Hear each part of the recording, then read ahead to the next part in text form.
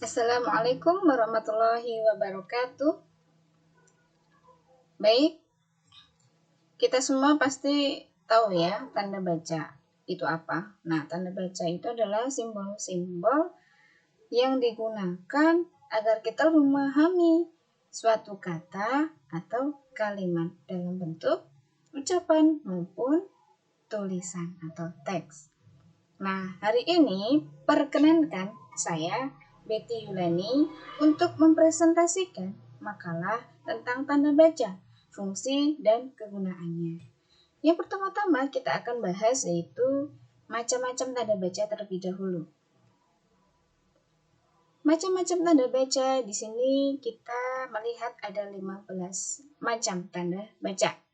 Ada tanda titik, tanda koma, tanda titik koma, tanda titik dua, tanda titik-titik atau elipsis, tanda tanya, tanda seru, tanda kurung biasa, tanda kurung siku, tanda hubung, tanda pisah, tanda petik tunggal, tanda petik ganda, tanda garis miring, dan yang terakhir yaitu tanda apostrof atau tanda penyingkat. Apa sih fungsi dan kegunaan daripada tanda-tanda baca yang tadi kita sudah lihat bersama? Nah, yang pertama kita akan bahas yaitu tanda titik. Tanda titik fungsi dan kegunaannya. Yang pertama digunakan pada akhir kalimat yang bukan pertanyaan atau seruan. Saya ulangi lagi, tanda titik digunakan pada akhir kalimat yang bukan pertanyaan atau seruan. Contohnya, saya tinggal di Kupang. Titik. Bahasa Indonesia adalah bahasa pemersatu bangsa. Titik. Kemudian digunakan di belakang angka atau huruf dalam suatu bagan. Ikhtisar atau daftar. Contohnya, huruf A titik latar belakang. Seperti halnya kalau kita buat makalah ya, ada ikhtisarnya ya, A titik latar belakang. Kemudian daftar, isi karangan. 1. Angka kan 1 titik ilustrasi. 2 titik gambar tangan. 3 titik tabel. Di belakang angka. Kemudian selanjutnya tanda titik digunakan untuk memisahkan angka jam, menit, dan detik yang menunjukkan waktu dan jangka waktu. Contohnya, pukul 1.30.05. Maksudnya apa? Pukul 1 lewat 30 menit 5 detik. Angka jamnya di angka 1, angka menitnya dipisah dengan angka jam dengan titik. Begitu pula angka detiknya yang 05 itu dipisah dari menit dengan titik. Kemudian contoh selanjutnya 0.00.30 jam. Nah, biasanya di stopwatch ya. Maksudnya apa? Maksudnya 30 detik. Selanjutnya, tanda titik digunakan di antara nama penulis, judul tulisan yang tidak berakhir tanda tanya dan tanda seru, dan tempat terbit dalam daftar pustaka. Contohnya, Khalid, Amru, titik. 2006 titik, hati sebening mata air titik, Solo titik 2 Akwam titik. Maksudnya gimana? Tadi fungsinya digunakan antara nama penulis, judul tulisan yang tidak berakhiran tanda tanya dan tanda seru, dan tempat terbit dalam daftar pustaka. Nah, namanya siapa? Kita ketahui bersama bahwasanya di dalam daftar pustaka nama itu kan dibalik ya. Namanya kan Amru Khalid, tapi dalam daftar pustaka dibalik. Khalid, nama depannya Amru, dipisah dengan tahunnya, maka dipisah dengan tanda titik. Tahunnya 2006. Kemudian tahun dipisah dengan judulnya, judul tulisannya, judul bukunya apa, maka dipisah dengan tanda titik. Judul bukunya Hati Sebening Mata Air. Kemudian dipisah lagi dengan titik dengan tempat terbitnya. Tempatnya di mana? Oh, Solo. Kemudian titik 2, penerbitnya namanya Akwam. Selanjutnya, Tanda titik digunakan untuk memisahkan bilangan ribuan atau kelipatannya. Contohnya, desa itu berpenduduk 30.200 orang. 30.200 orang. 30 kan itu bilangan ribuan ya. Maka dipisahkan dengan ratusannya dengan tanda titik. Selanjutnya, tanda titik tidak digunakan untuk memisahkan bilangan ribuan atau kelipatannya yang tidak menunjukkan jumlah. Contohnya, Ibu Kartini lahir pada tahun 1879 di Jepara. Nah, 1879 itu bukan bilangan, tetapi tahun, maka tidak dipisah dengan tanda titik. Yang selanjutnya, pernyataan ini terletak pada halaman 1234. Nah, di situ juga bukan bilangan ya, maka tidak dipisah dengan tanda titik ribuannya. Selanjutnya, tanda titik tidak digunakan pada akhir judul yang merupakan kepala karangan atau kepala ilustrasi, tabel, dan sebagainya. Contohnya, judul buku Negeri Para Berdebah. Nah, di belakangnya tidak perlu dikasih titik. Atau tabel produksi kedelai tahun 2018. Nah, di belakangnya juga kita tidak perlu menggunakan tanda titik. Dan selanjutnya, tanda titik tidak digunakan di belakang alamat pengirim dan tanggal surat serta nama dan alamat penerima surat. Contohnya, YTH.SDR. YTH kan singkatan dari yang terhormat. Kemudian karena singkatan maka di belakangnya kasih titik ya. Saudara SD disingkat dengan SDR karena singkatan juga di belakangnya dikasih titik. Usman. Nah, Usman ini kan nama pengirim ya. Nama pengirim nama yang dikirimin surat atau nama penerima surat, maka di belakangnya tidak perlu kasih titik di belakang nama Usman itu. Kemudian Jalan Timur Raya KM.13. Nah, ini kan alamat juga tuh. Di belakangnya tidak perlu dikasih tanda titik. Kemudian Kupang Timur. Terus di situ ada kode pos 85362 nih. Di belakangnya juga tidak perlu kita menggunakan tanda titik. Yang selanjutnya kita akan bahas yaitu tanda koma. Tanda koma digunakan untuk apa saja? Yang pertama, digunakan di antara unsur-unsur dalam suatu perincian atau pembilangan. Contohnya, Lita membeli sabun, sampo, dan sikat gigi. Nah, ini kan dirinci ya, apa yang dibeli Lita. Maka perinciannya, di antara perinciannya tadi kita menggunakan tanda koma.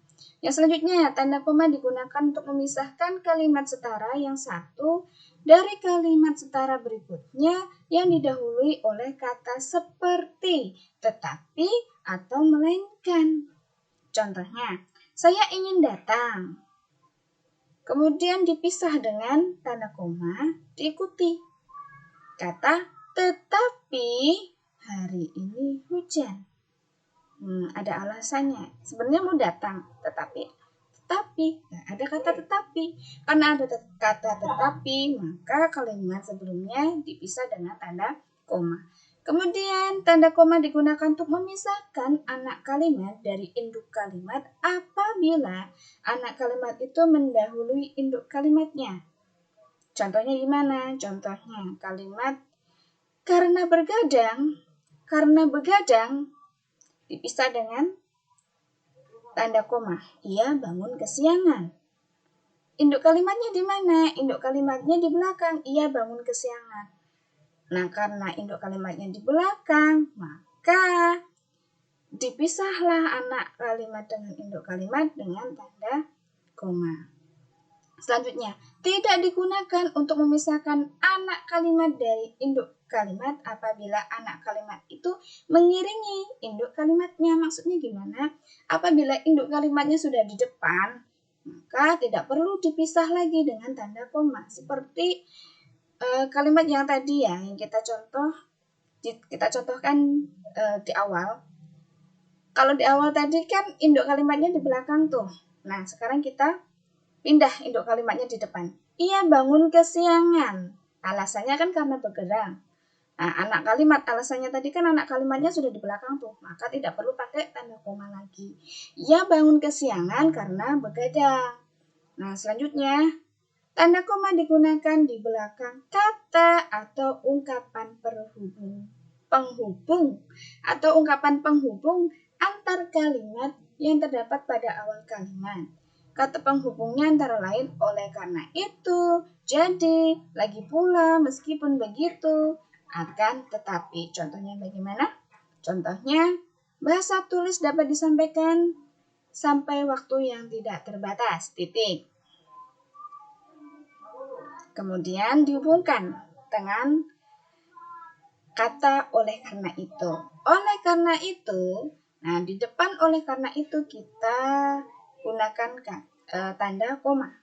Oleh karena itu, koma, kita bisa memperoleh informasi dari masa lalu. Nah, di sini kan ada dua kalimat, di mana dua kalimat itu dihubungkan dengan kata penghubung oleh karena itu.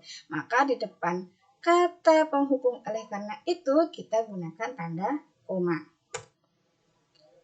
Tanda koma yang selanjutnya digunakan untuk memisahkan kata seperti kata oh, ya, wah, kemudian kata aduh, kasihan, dari kata lain yang terdapat di dalam kalimat. Contohnya, oh, seruan oh tadi dipisah dengan kata selanjutnya dengan tanda koma. Oh, begitu. Nah, seperti itu ya. Kemudian digunakan untuk memisahkan petikan langsung dari bagian lain dari kalimat. Contohnya petikan langsung. Kata ayah, setelah kata ayah kita gunakan tanda koma untuk memisahkan petikan atau kata langsungnya tadi ya, kalimat langsungnya apa? Saya anak yang ceria. Nah, kemudian selanjutnya tanda koma digunakan di antara nama dan alamat. Bagian-bagian alamat, tempat dan tanggal, dan nama tempat dan wilayah atau negeri yang ditulis berurutan. Contohnya, Jakarta dipisah dengan koma tadi. Disebut lagi Indonesia. Wilayah dengan negeri. Wilayah Jakarta di negeri Indonesia. Maka dipisah dengan tanda koma. Kemudian tempat dengan tanggal. Tempatnya katakanlah Kupang. Dipisah dengan tanggalnya dengan tanda koma. 13 Oktober 2023. Kemudian tanda koma digunakan untuk menceraikan bagian nama yang dibalik. Yang digunakan dalam susunan daftar pustaka. Masih ingat tadi kita membahas tentang daftar pustaka, di mana ketika kita membahas daftar pustaka itu salah satu tekniknya itu dengan memecah atau menceraikan nama, di mana nama bagian belakang ditaruh di depan, kemudian diikuti nama depannya. Contohnya, di sini disebutkan Chudori, dipisah dengan tanda koma dengan Laila Salika. Nah, nama aslinya Laila Salika Chudori. Nah, nama belakangnya Chudori, kita taruh di depan dulu. Kemudian dipisah dengan apa tadi? Tanda koma, diikuti nama depannya yaitu Laila Salika. Tahun 2000 dipisah dengan tanda titik dengan tahunnya yaitu tahun 2017, kemudian dipisah lagi dengan tanda titik dengan nama bukunya Laut Bercerita, kemudian dipisah lagi dengan tanda titik tempat terbitnya Jakarta, titik 2 penerbitnya Gramedia. Selanjutnya, tanda koma digunakan di antara nama orang dan gelar akademik yang mengikutinya untuk membedakan singkatan nama diri, keluarga, atau marga. Contohnya, Soekardi,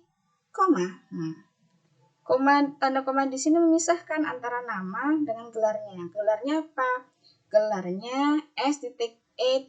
Maksudnya apa? Sarjana ekonomi. Kemudian ST Kholisoh. ST di sini singkatan Siti, makanya di belakangnya ada tanda titiknya. Kemudian nama Kholisoh, tanda koma digunakan untuk memisah antara nama dengan gelar akademiknya, yaitu gelarnya S.PD.I, maksudnya sarjana pendidikan agama Islam. Titik. Nah, kemudian ada koma lagi memisahkan dengan gelar akademik Yang selanjutnya yaitu M.PD.I atau Master Pendidikan Agama Islam. Selanjutnya, tanda koma digunakan untuk mengapit keterangan tambahan yang sifatnya tidak membatasi. Mengapit ya. Mengapit keterangan tambahan. Contohnya, semua siswa. Nah, semua siswa di sini diberikan keterangan tambahan, makanya diapit dengan tanda koma. Keterangan tambahannya apa? Baik laki-laki maupun perempuan. Mengikuti latihan paskibraka titik. Selanjutnya, tanda koma digunakan di depan angka per 10 yang dinyatakan dengan angka. Contohnya, 12,5 M, maksudnya kan 125 per 10. Kemudian digunakan untuk menghindari salah baca di belakang keterangan yang terdapat pada awal kalimat. Tapi keterangannya itu ditulis di awal kalimat. Contohnya, atas bantuan Agus, kita pisah dengan tanda koma. Dimas mengucapkan terima kasih. Selanjutnya, tidak digunakan untuk memisahkan petikan langsung dari bagian yang lain yang mengiringinya dalam kalimat. Apabila petikan langsung itu berakhir dengan tanda tanya atau tanda seru. Contohnya, di mana kamu tinggal? Nah, di belakangnya kan ada tanda tanya tuh. Maka tidak dipisah dengan tanda koma dengan kalimat yang mengiringinya itu tanya Agus. Selanjutnya kita akan membahas tentang tanda titik koma. Kapan kita menggunakan tanda titik koma? Kita menggunakan tanda titik koma untuk memisahkan bagian-bagian kalimat yang sejenis dan setara. Menggantikan konjungsi tetapi. Contohnya, saya mau, titik 2, dia tidak. Maksudnya saya mau, tetapi dia tidak. Tetapi, kata tetapi diganti dengan tanda titik koma. Malam semakin larut. Contoh selanjutnya, malam semakin larut, titik koma, pekerjaan belum selesai juga. Seperti yang di atas tadi ya, tanda titik koma di sini menggantikan kata tetapi. Selanjutnya digunakan sebagai ganti kata penghubung untuk memisahkan kalimat yang setara di dalam kalimat majemuk, menggantikan konjungsi dan. Contohnya, ayam berkokok titik koma, kambing mengembik titik koma, keledai meringkik titik. Maksudnya titik koma tadi pengganti konjungsi dan ayam berkokok dan kambing mengembik dan keledai meringkik.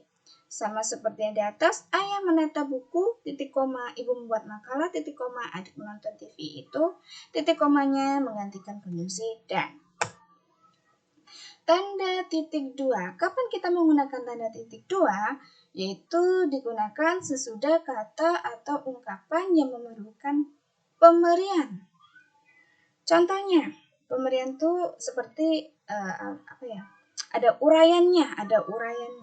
Seperti ketuanya siapa? Titik 2. Nah, Alif Naufa, Mas Alif misalnya. Sekretaris titik 2, Afifatul Aini, misalnya seperti itu ya.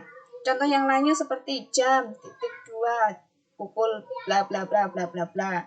Kemudian tempat titik 2 di mana begitu ya. Kemudian selanjutnya digunakan di antara jilid atau nomor dan halaman, di antara surah dan ayat dalam kitab suci, di antara judul dan anak judul suatu karangan, serta nama kota dan penerbit buku acuan dalam karangan. Contohnya, surah Ibrahim titik 2 ayat 30. Dari pemburu ke terapeutik. Nah, di sini ini Ini judulnya. Kemudian dipisah. Di sampingnya ada anak judulnya. Dipisah dengan apa? Dengan titik 2. Anak judulnya Antologi Cerpen Nusantara. Kemudian daftar pustaka lagi ya. Marzuki dan Rudiwe. Kemudian titik 2006 titik judul bukunya Pembuatan Aneka Kerupuk. Nah, di sini tempat terbitnya Jakarta. Nah, tempat terbit dengan penerbit bukunya itu dipisahkan dengan tanda titik 2. Kemudian digunakan dalam teks drama sesudah kata yang menunjukkan pelaku dalam percakapannya. Pelakunya siapa? Contoh, pelakunya Susi. Nah, percakapannya bla bla bla itu dipisah dengan titik 2. Selanjutnya, digunakan di akhir kalimat lengkap apabila diikuti rangkaian atau pemberian. Contohnya, Lita membeli alat tulis, titik 2. Kenapa dipisah dengan titik 2? Karena selanjutnya ada rangkaian atau pemberian. Daripada yang dibeli Lita tadi apa saja alat tulisnya. Ada pensil, penghapus, dan peraut. Oke, selanjutnya kita akan bahas yaitu tanda hubung. Kapan kita menggunakan tanda hubung? Tanda hubung digunakan untuk menyambung suku-suku kata dasar atau berimbuhan yang terpisah karena pergantian garis. Contohnya, Jakarta adalah ibu kota negara Indonesia yang padat. Karena, ini penulisannya ada yang salah nih. Karena ada pergantian garis, maka di belakang kata padat itu dikasih tanda hubung. Kemudian dilanjutkan dengan kata selanjutnya yaitu penduduknya, titik. Kemudian digunakan untuk menyambung unsur-unsur kata ulang. Contohnya, warna-warni, anak-anak, kerak-kerik, sayur-mayur. Dan selanjutnya, tanda hubung digunakan untuk menyambung huruf dari kata yang dieja satu-satu dan bagian-bagian tanggal. Contohnya, ketika kita mengeja kata Merapi, maka setiap hurufnya itu dipisah dengan tanda hubung. Selanjutnya, ketika kita menulis tanggal, maka antara tanggal, bulan, dan tahun itu kita pisah dengan tanda hubung. Digunakan untuk merangkai kata dengan kata berikutnya atau sebelumnya yang dimulai dengan huruf kapital atau kata huruf dengan angka dengan kata huruf. Contohnya, ketika kita merangkai kata yang di tengah-tengahnya ada huruf kapitalnya. Mem-PHK-kan. Nah, PHK di situ kan kita menggunakan huruf kapital tuh. Maka antara mem dan kan-nya dipisah dengan tanda hubung. Kemudian antara kata dan angka. Kata ulang tahun yang ke. Nah, kita pisah dengan tanda hubung dengan angkanya, angka 9 itu tadi. Kemudian angka dengan huruf. Contohnya, dia lahir tahun 90. Nah, 90 kan di situ angka ya. Maka dipisah dengan tanda hubung dengan kata an. Tanda hubung digunakan untuk merangkai unsur bahasa Indonesia dengan unsur bahasa asing. Contohnya, di smash. Di ini kan bahasa Indonesia, sedangkan smash ini kan bahasa asingnya. Maka antara di dan smash kita pisah dengan tanda hubung. Sama dengan pentekelan.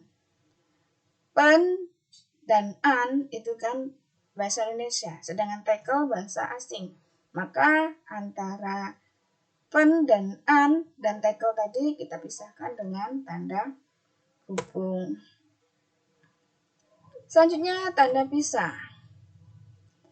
Bedanya dengan tanda hubung apa sih? Kalau tanda hubung itu lebih pendek, sedangkan tanda pisah itu dia lebih panjang ya. Nah, kapan menggunakan tanda pisah? Digunakan untuk membatasi penyisipan kata atau kalimat yang memberi penjelasan di luar bangun kalimat itu sendiri. Contohnya, hujan itu berkah dari Allah Subhanahu wa Ta'ala. Nah, tetapi di antara kalimat hujan itu berkah dari Allah Subhanahu wa Ta'ala itu ada penyisipan, ada sisipan kata. Ada sisipan kata atau kalimat yang perjelas. Yang perjelas siapa? Hujan itu tadi. Nah, hujan itu kalimat penjelasnya di sini, kalimat sisipannya di sini adalah kita ketahui bersama. Maka di antara kita ketahui bersama itu diberi tanda pisah. Contoh yang kedua, bahasa Indonesia itu kemudian dipisah dengan dibatasi dengan tanda pisah dari kalimat penjelasannya, yaitu kalimat kita sepakat dengan kalimat selanjutnya, yaitu merupakan bahasa nasional. Kemudian digunakan untuk menegaskan adanya keterangan yang lain sehingga kalimat menjadi lebih jelas. Contohnya, Bapak Kahfi. Nah, di sini ada kata yang disisipkan untuk menegaskan keterangan daripada Bapak Kahfi itu siapa, gitu loh. Bapak Kahfi, dosen STEM. Nah, dosen STEM ini adalah kalimat penegasnya ya. Maka di antara kalimat dosen STEM ini kita gunakan tanda pisah sedang menjelaskan materinya. Contoh keduanya tanda baca ini. Nah, dibatasi dengan tanda pisah, digunakan untuk menegaskan kalimat. Kemudian, tanda pisah digunakan di antara dua bilangan atau kata yang memiliki arti sampai dengan atau sampai ke. Contoh, Kupang sampai ke Jogja. Maka sampai ke-nya kita gunakan tanda pisah. Kemudian usia 7 sampai dengan 13 tahun. Maka sampai dengannya kita gunakan tanda pisah. Selanjutnya adalah tanda elipsis. Kapan kita menggunakan tanda elipsis? Nah, digunakan pada kalimat atau dialog yang terputus-putus. Contoh, dialog 1, 2, 3, tapi kita bacanya dengan terputus-putus ya. 1, 2, 3. Nah, seperti itu ya. Selanjutnya menunjukkan ada bagian yang hilang pada suatu kalimat atau naskah. Seperti kalau kita buat soal tuh. Nah, titik-titik selanjutnya perkara ini akan dibawa ke pengadilan. Atau Nabi Ibrahim, titik-titik, Ka'bah bersama Nabi Ismail. Di sini ada catatan. Apabila ada satu titik di belakang kalimat, maka fungsinya untuk mengakhiri kalimat. Kalau ada 3 titik, nah artinya untuk menandai penghilangan teks. Kalau 3 titik berarti ada penghilangan teks. Tapi kalau ada 4 titik, menandai bahwasanya ada penghilangan teks dan tempatnya di akhir kalimat. Seperti contohnya nih, negara Indonesia dinyatakan merdeka pada tahun titik-titiknya ada 4 jumlahnya. Tandanya di situ ada kata yang hilang dan itu sudah sudah di akhir kalimat gitu ya. Oke, yang selanjutnya tanda baca yang kita akan bahas yaitu tanda tanya dan tanda seru. Kapan kita menggunakan tanda tanya dan tanda seru? Tanda tanya dulu yang kita akan bahas. Tanda tanya kita gunakan pada akhir kalimat tanya. Contohnya, di mana kamu tinggal? Kemudian contoh berikutnya, kamu pasti setuju bukan? Nah, seperti itu ya. Kemudian tanda tanya juga digunakan di dalam kurung untuk menyatakan bagian kalimat yang disangsikan. Contohnya, ia berangkat dari pukul 8. Nah, tetapi di belakangnya ada tanda tanya yang di dalam tanda kurung, maksudnya disangsikan pukul 8 benar. Ia berangkat itu dari pukul 8 gitu ya. Disangsikan, karena disangsikan maka kita menggunakan tanda tanya yang di dalam kurung. Contoh berikutnya, uang jajan yang diberikan mama sebanyak Rp10.000. Nah, nominal Rp10.000-nya itu disangsikan, makanya kita gunakan tanda tanya yang ada di dalam kurung, hilang gitu ya. Tanda seru. Kapan kita menggunakan tanda seru? Tanda seru digunakan pada akhir kalimat perintah. Contohnya berhenti. Nah, kita disuruh berhenti, maka di belakang kata berhenti kita menggunakan tanda seru. Kemudian ketika kita membuat soal, sebutkan 3 contoh tanda baca. Nah, sebutkan, ini kan perintah ya, maka di belakangnya kita menggunakan tanda seru. Selanjutnya digunakan pada akhir ungkapan atau pernyataan yang menggambarkan kesungguhan, tidak percaya, ketakjuban, ataupun rasa emosi yang kuat. Contohnya, semangat. Nah, semangat ini kan kesungguhan, makanya di belakangnya dikasih tanda seru. Kemudian betapa seramnya kejadian itu ya, terkejut kan, tidak percaya gitu loh. Maka di belakangnya juga kita gunakan tanda seru. Indah sekali bunga ini, takjub. Maka di belakangnya juga dikasih tanda seru. Oke. Tanda baca yang selanjutnya kita akan bahas yaitu tanda kurung. Kapan kita menggunakan tanda kurung? Tanda kurung digunakan untuk mengapit tambahan keterangan atau penjelasan. Contohnya, partai itu dinamakan PKI. Nah, kita perhatikan di situ ada tanda kurung ya. Nah, untuk mengapit keterangan tambahan atau penjelasan PKI itu apa? Partai Komunis Indonesia. Selanjutnya, tanda kurung digunakan untuk mengapit keterangan atau penjelasan yang bukan bagian pokok bahasan. Seperti halnya kalimat Gunung Fatuleu, selain pemandangannya yang indah, juga menyimpan cerita misteri. Maaf, ini acak-acakan, lupa diedit. Gunung Fatuleu, kemudian di situ ada tanda kurung ya. Tanda kurungnya mengapit penjelasan bahwasannya Gunung Fatuleu itu salah satu gunung yang ada di Kupang gitu. Kemudian tanda kurung kita gunakan untuk mengapit angka atau huruf yang merinci satu urutan keterangan.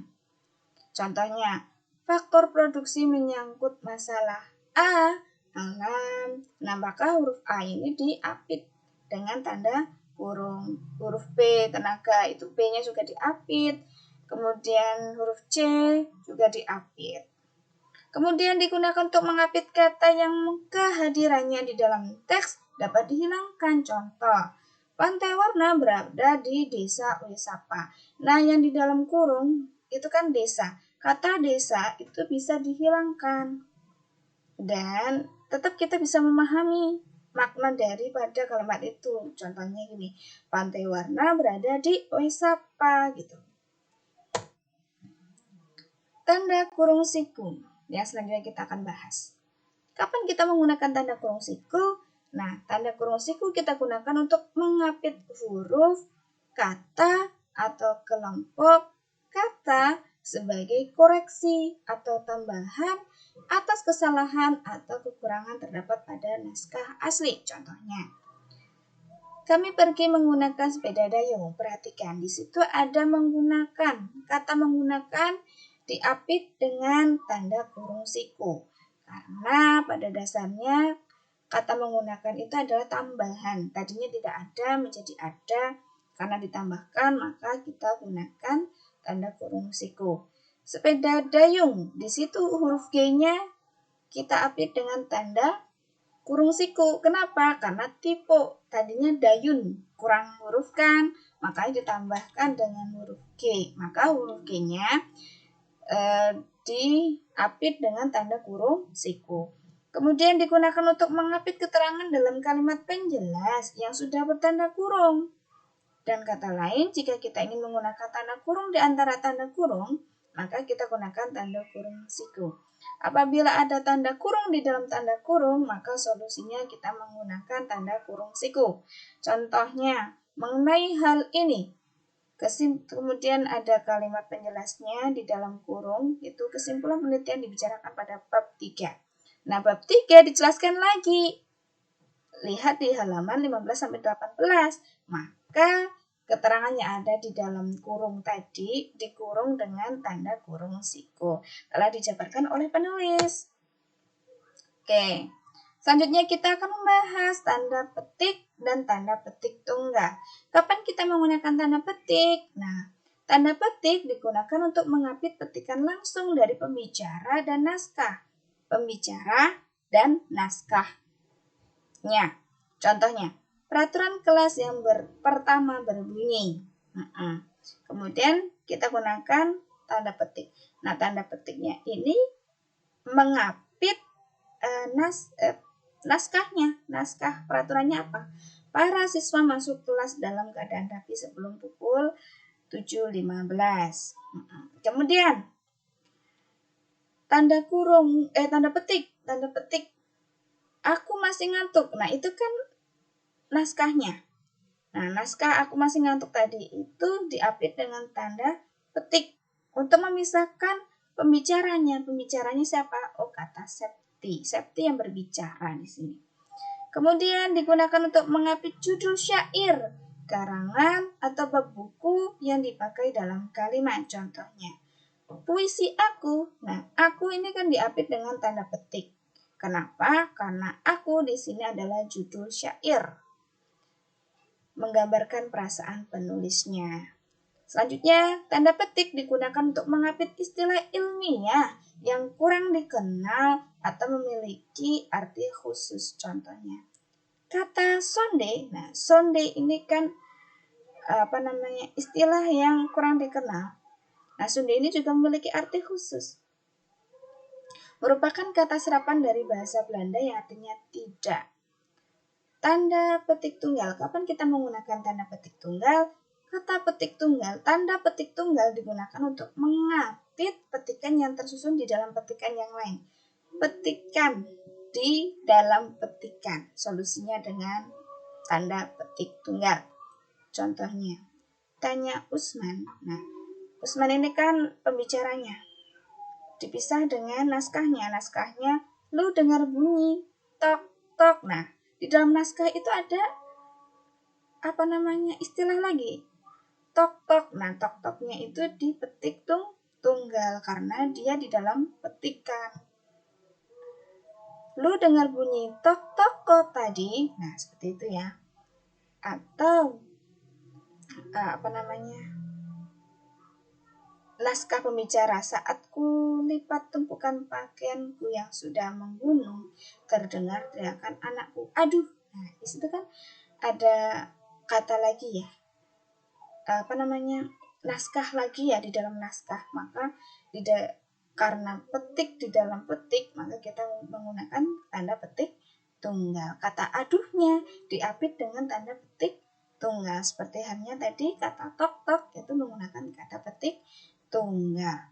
Kemudian digunakan untuk mengapit makna, terjemah, atau penjelasan kata atau ungkapan asing. Contohnya, beta berarti saya. Nah, di antara kata saya itu menggunakan kata tanda petik tunggal. Feedback berarti balikan. Nah, maka di antara kata balikan itu menggunakan tanda petik tunggal. Oke, yang terakhir kita akan membahas tentang tanda garis miring dan tanda penyingkat atau apostrof. Kapan kita menggunakan tanda garis miring?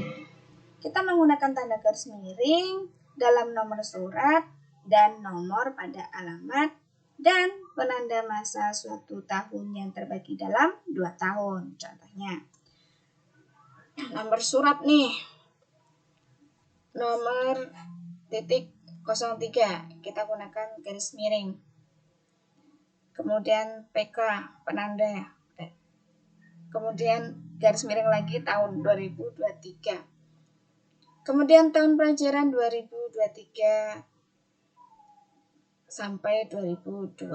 Maka kita menggunakan tanda garis miring di antara 2023 dan 2024 karena itu 1 tahun pelajaran di mana 1 tahun itu terbagi dalam 2 tahun. Kemudian tanda garis miring digunakan sebagai pengganti atau dan tiap. Contohnya, siswa garis miring siswi, artinya siswa atau siswi. Kemudian 60 garis miring S, 60 meter per atau tiap sekon. Selanjutnya, tanda penyingkat atau apostrof. Kapan kita menggunakan tanda penyingkat atau apostrof? Itu digunakan untuk menunjukkan penghilangan bagian kata atau bagian angka tahun. Contohnya, laut pun kan. Nah, di depan kata kan tadi kita lihat ya, di situ ada tanda apostrof. Apostrof. Ku seberangi. Laut pun kan ku seberangi. Nah, kan yang di belakangnya tadi ada tanda apostrofnya itu maksudnya akan. Nah, ada bagian yang hilang ya, yaitu huruf A. Huruf A yang dihilangkan tadi diganti dengan tanda penyingkat atau apostrof. Kemudian angkatan apostrof 93. Apostrof 93 maksudnya 1993. Nah, 1900-nya disingkat dengan apostrof. Ya, mungkin demikian yang bisa saya jelaskan daripada makalah tanda baca yang saya sudah susun untuk sebagai tugas mata kuliah bahasa Indonesia. Banyak kurang lebihnya saya mohon maaf, semoga bisa dipahami apa yang saya jelaskan tadi. Wassalamualaikum warahmatullahi wabarakatuh.